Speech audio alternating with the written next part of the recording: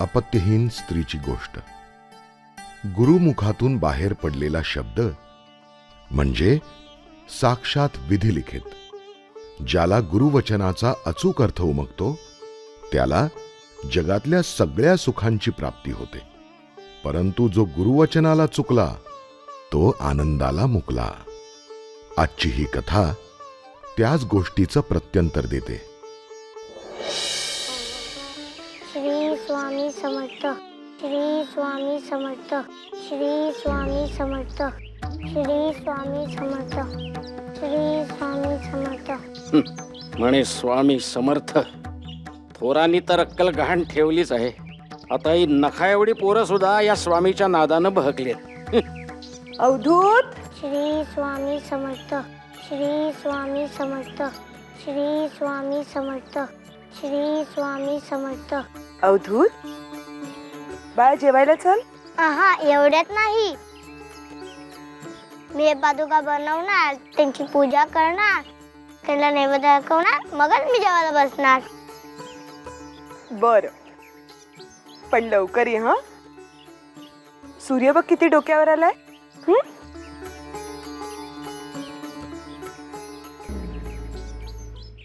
बाई, या असल्या लहान वयात मुलाला कसले जपताप शिकवताय? खेळण्या बागडण्याचं वय आहे त्याचं. अध्यात्माचा भार पेलवणार नाही त्याला.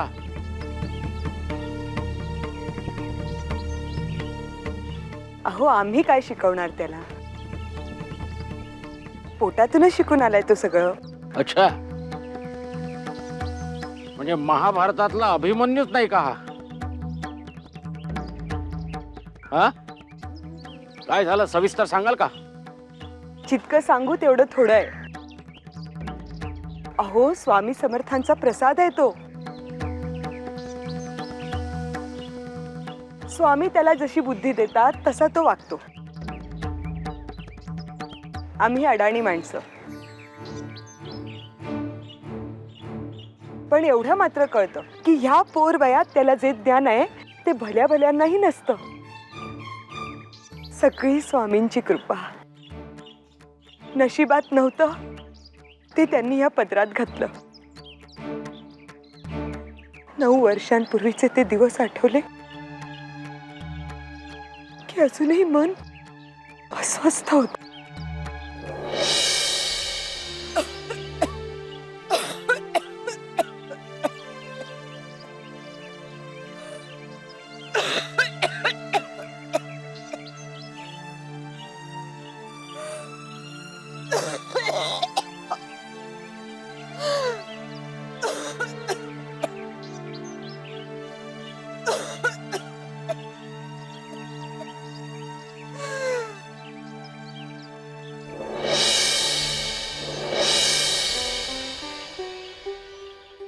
बघ कशी बघते डोले फाडून.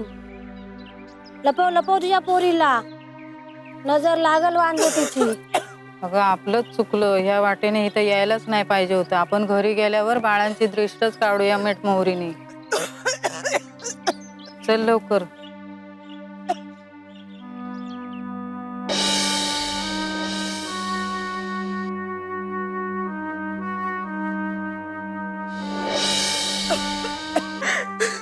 काय ग? काय झालं? हं? डोळे ओले करायला काय झालं? काय झालं सांग. काय नाही, नेहमीच सगळे सारखे दूषण देत असतात. पोटाला पोर नाही ना माझ्या. मी वांजोटी आहे ना.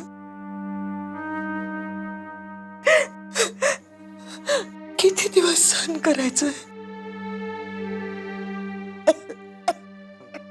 मला कळतंय का सगळं, पण आपली कर्मगतीच ठीक नाहीये बघ. बघ, पण मी तुला एक सांगतोय, बाहेरचे लोक काही बोलू दे, तू अजिबात लक्ष द्यायचं नाही त्याच्याकडे. काय? पाणी आणून देऊ? तू अजिबात त्रास करून घेऊ नको. हो, दोष आमचाच. शिक्षा आम्हीच भोगायची. बस झालं आता. लोकांच्या सुनांचे डोहाळे जेवण होत आहेत, नातवंडांची बारशी होत आहेत, आणि आमच्याकडे नातवाचं सुख म्हणून नाही. आई आता तरी ऐक, दुसरं लग्न कर, नाही तर घराण्याचा निर्वंश होईल. आई मी तुला हे आधी देखील सांगितलंय आणि आज पुन्हा एकदा सांगतोय, नीट लक्ष देऊन ऐक. मी पुन्हा लग्न करणार नाही म्हणजे नाही. हे जे काही घडतंय याच्यात हिचा अजिबात दोष नाहीये, कळतंय का तुला? दोष आमचा. अगं बास का आई, बास बास आता.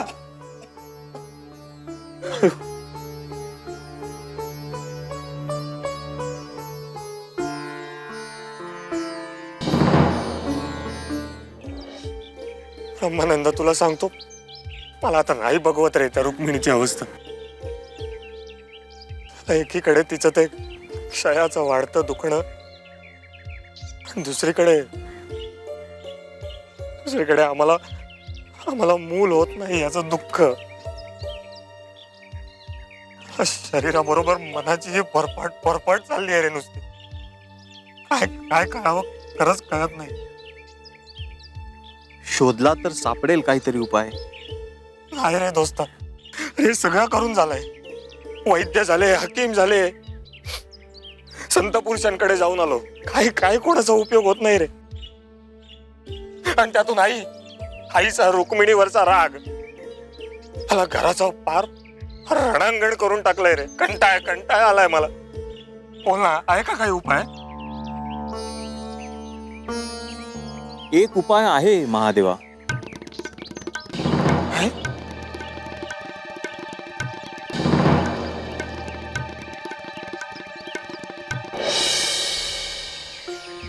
काय रे अनंता,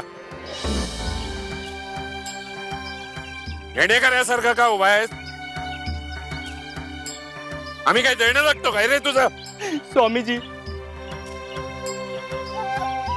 आईची तब्येत खूपच खालावली आहे. काय ते उपाय करा स्वामीजी, काय ते उपाय करा. ए गण्या, तिकडची गौरी दे.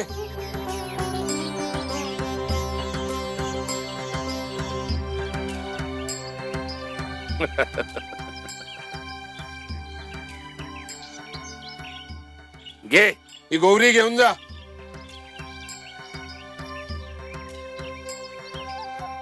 आता हेच शिल्लक आहे. प्रश्न विचारू नकोस.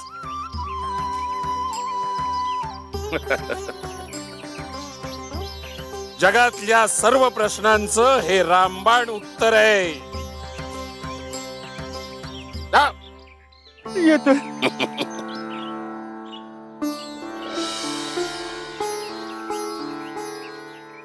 स्वामी, हा माझा मित्र महादेव आणि त्याची पत्नी रुक्मिणी परिस्थितीनं फार गांजलेत महाराज. क्यों? खटिया खडी हो गई? अरे संसारात वणवा पेटल्याखेरीज कुणी धाव घेत नाही माझ्याकडे. पण ब्रह्मानंदा, माझ्याकडे जो येतो त्याला मी काय सांगेल ते ऐकावं लागेल. प्रश्न विचारलेले चालणार नाही. होय महाराज, आपण जे सांगाल ते ऐकतील. महाराज आम्हाला. चुप, हम सब जानते हैं. तू जीभ चालवण्याची गरज नाही. गतजन्मीचे भोग आहेत. प्रारब्ध शुद्ध करावं लागेल. बोरीच्या झाडाची सेवा करा, तुमच्या सगळ्या समस्या दूर होतील. सूर्यासारखा तेजस्वी मुलगा होईल. पण जे आम्ही बोलतो त्यानंतर पण परंतु काही नसतं. चालतंय बाप. ब्रह्मानंद, येऊन जा यांना. होय महाराज. ब्रह्मानंद, अरे बोरीचं झाड म्हणजे काही वडा पिंपळाचं झाड आहे का? दैवी झाड आहे का? त्याची पूजा करून काय होणार आहे? स्वामींवर शंका घेऊ नका. त्यांच्या बोलण्या वागण्यामध्ये काहीतरी खोल अर्थ दडलेला असतो. आता पाहिलंच ना, अनंत भटाला त्यांनी गौरी दिली अर्थ कळला त्याचा? त्याच्या आजारी आईचा अंतकाळ जवळ आलाय. आता त्यात कोणीही काहीही बदल करू शकणार नाही. त्यांच्या या बोलण्यात सुद्धा काहीतरी अर्थ दडलेला असणार. तेव्हा तुम्ही बोरीच्या झाडाला प्रदक्षिणा घालणं सुरू करा. पण असे जगावेगळे उपाय करून काही साध्य होणार आहे का? नक्की होईल. गुरुचं बोलणं हा सुखाकडे घेऊन जाणारा राजमार्ग असतो. लक्षात ठेवा. चला, मला स्वामींच्या सेवेमध्ये दाखल व्हायला हवं.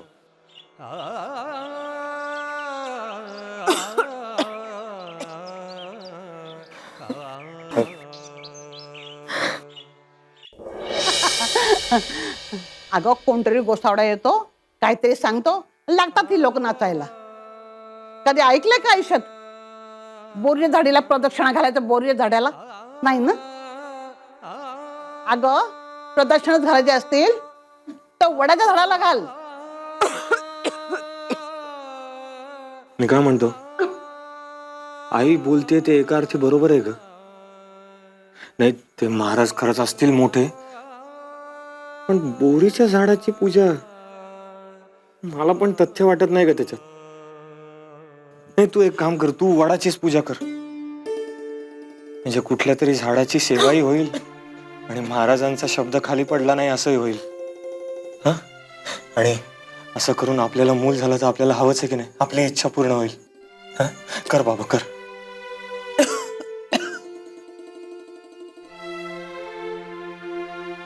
अशक्त शरीर आणि अशक्त मन यांना कधी उभारी मिळणार? कधी मी आई होणार?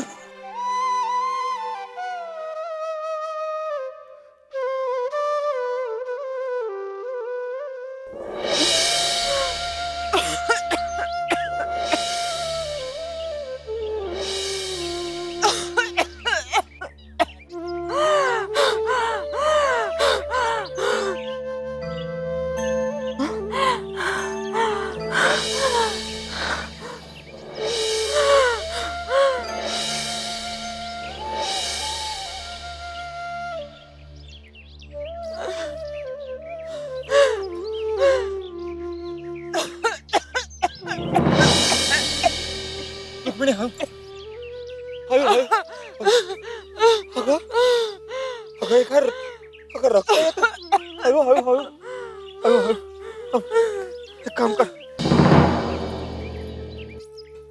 या आपण घराकडे जाऊ. चल.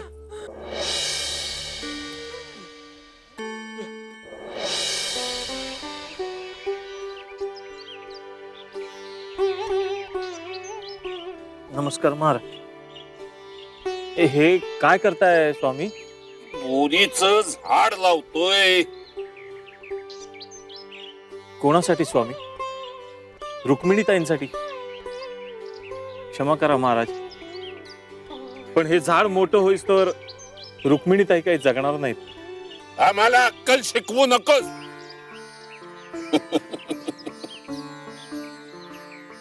तिच्यासाठी बोरीचं झाड केव्हाच लावलंय आम्ही. मुंबईच्या कामाठीपुऱ्यात. शिरला का काही डोक्यात?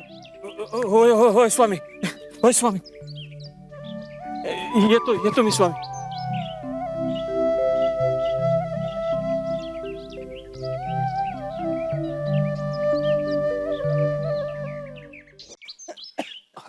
अरे महादेवा, ए महादेवा, अरे चल आपल्याला मुंबईला जायचंय.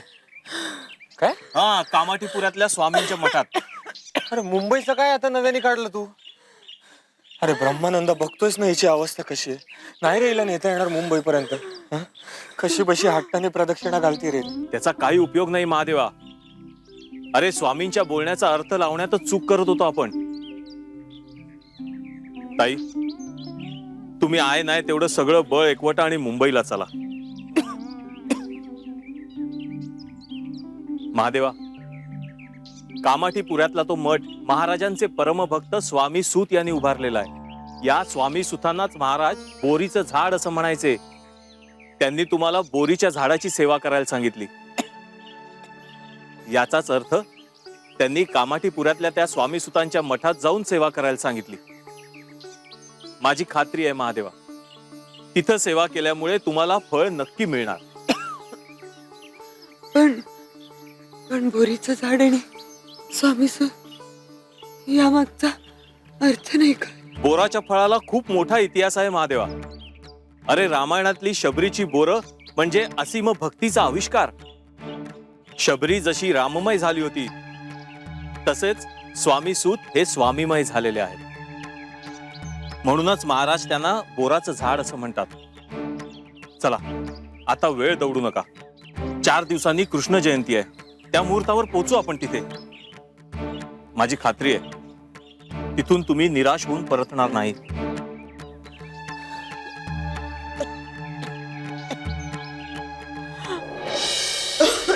नमस्कार. यावो ब्रह्मानंद, अगदी योग्य मुहूर्तावर आलात. पाहुणे कोण? हा माझा मित्र महादेव आणि या त्याच्या पत्नी. यांना या मठात राहून सेवा करण्याची स्वामी आज्ञा झालेली आहे. हो का? मग हे घ्या, आत्तापासूनच सुरुवात करा, म्हणजे पुढच्या कृष्ण जन्मापर्यंत सेवेचं फळ नक्की मिळेल. हो, जागृत देवस्थान आहे. स्वामी सगळं नक्कीच बरं करते.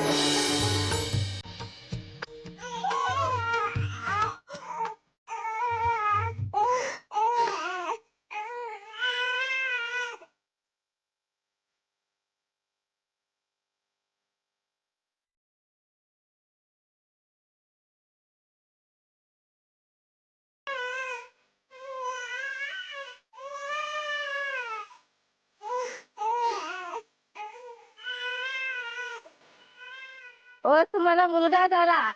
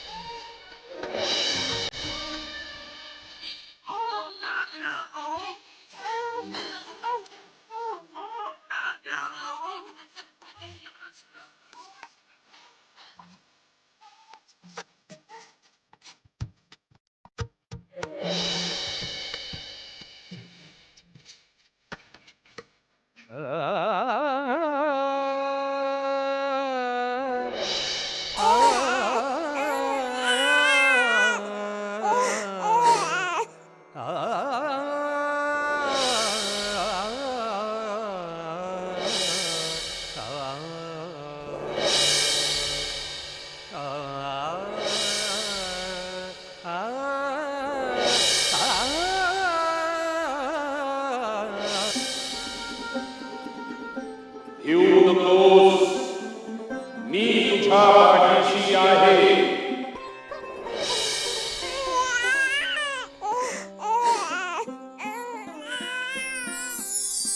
आई हाच तो माझा बाळकृष्ण अवधूत. स्वामींच्या कृपेने मी आई झाले. आणि तुम्हाला जडलेला क्षयरोग त्याचं काय? या सगळ्या प्रवासात तो कधी कधी बरा झाला मला कळलं देखील नाही. कसल्या कसल्या तंत्रमंत्राची फूल पाडतो हा स्वामी. क्षयरोग बरा करतो म्हणे, संभव तरी आहे काय? अशक्य ही शक्य करतात स्वामी. काय काय म्हणालास? अशक्य ही शक्य करतात स्वामी. हा असाच असंबद्ध बोलत असतो का? नाही, तो बोलतो त्याच्या प्रत्येक शब्दाला अर्थ असतो.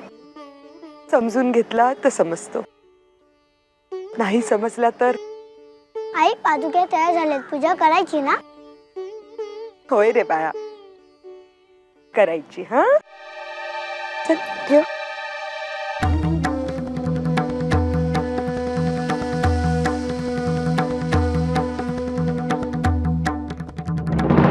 गुरुनं दिलेल्या विचाराप्रमाणे आचार केलात तर इच्छित फलप्राप्ती नक्की होईल.